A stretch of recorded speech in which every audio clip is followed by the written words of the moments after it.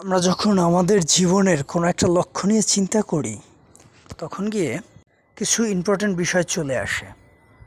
Basically this is the very important thing, our target. First thing is a time binding. Second thing is the আসলে টার্গেটটা কত বড়। এবং third thing it is বাস্তবসম্মত কি না, it is realistic, question mark. If you work first day at target achievement, you're thinking এটা হয়তো অনেক বড়, but না, you break down your target is day by day and every day. You think it's your target realistic and big, but you can break down your target so it is very important realistic. আপনি যখন দেখবেন যে আপনার টার্গেটটা হিমালয়ের মতো অনেক বড়, তখন আপনার মনে হবে যে এটা হয়তো অ্যাচিভমেন্ট করা সম্ভব না, ইট ইজ ভেরি ইম্পসিবল।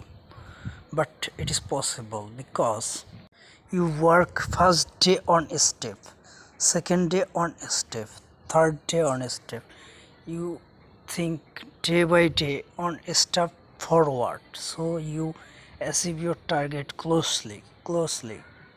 তখন গিয়ে একটা মাস শেষে আপনার একটা রেজাল্ট দাঁড়াবে, দ্বিতীয় মাসে গেলে আর একটা রেজাল্ট দাঁড়াবে। এভাবে করে একটা সময় গিয়ে আপনি কিন্তু আপনার টার্গেটের চূড়ায় পৌঁছাতে পারবেন।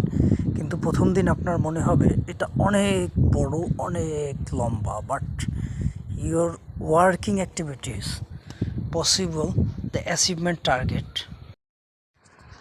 versus achievement. It is very important thing in our normal life, because your parent think my son, my daughter can be success in your life.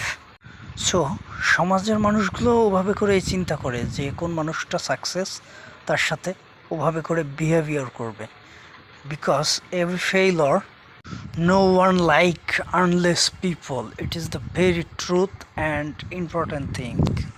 এখান থেকে শিখতে হবে এবং সামনে এগিয়ে যেতে হবে, because our society need every successful people. You have to change yourself, must work for your family, and success should come in your life.